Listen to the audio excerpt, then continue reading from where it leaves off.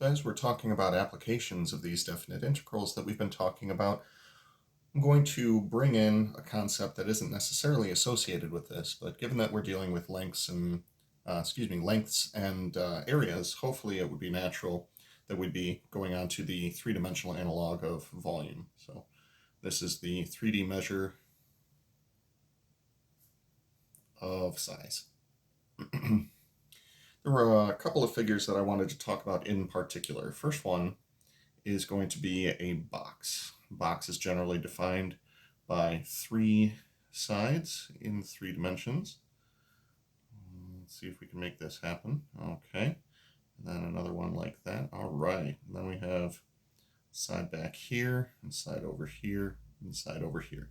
The volume of a box is in terms of 3 different measurements, which are the length, the width, and the height, if you will. The volume would be equal to the length times the width times the height.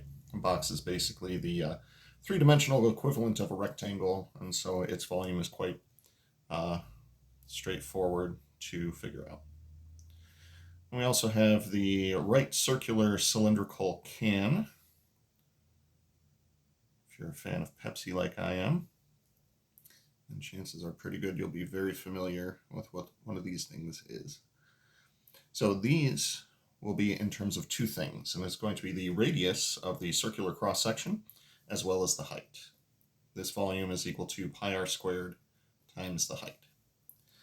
Now, the reason that I bring up these 2 things in particular is that the box has a nice consistent cross-section all the way through.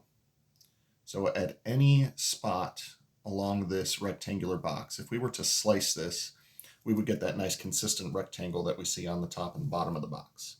Same thing holds true for the right circular cylindrical can, is that we get that nice consistent cross section all the way through here. It's always going to look like the circle that you see at the top and the bottom.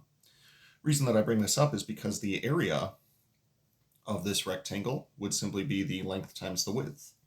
And the area of this circle that we see over here would be pi r squared. And all of a sudden, these 2 volume formulas are taking on a nice consistent thing going on here. And the nice consistent thing that we have going on here is that volume is going to be equal to the cross-sectional area times the height. So A is the area of the cross-section, and h is simply the height of the object in question. Now this is going to hold true anytime we have that nice consistent cross-section through here.